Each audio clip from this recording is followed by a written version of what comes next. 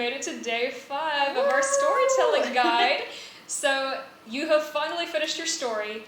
Now you get to publish it out into the world, and it's important that you find the right platform to do that. So social media, great way to do that. Maybe you're adding it to an appeal letter, or maybe you're going to share it on a podcast. I don't know.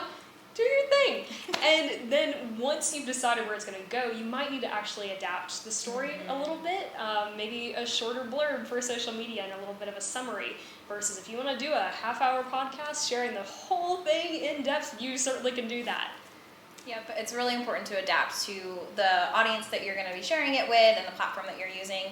Another really important thing is make sure that you have your call to action. That's what you want people to get out of this. So at the end of the story, make sure that you always have a very clear and concise call to action, either to donate or to become a volunteer or to come to a gala or something along those lines. Don't forget call to action.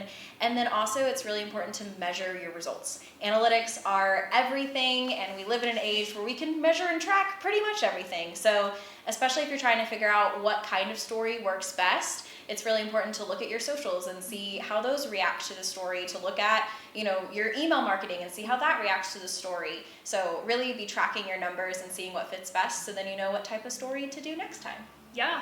So that is pretty much the whole guide to storytelling. Thank you for following along. We hope that this gave you a little bit of an outline or a checklist to think through as you're looking for stories in your organization to help share about the great work that you're doing. So thanks for following along. Thank you so much.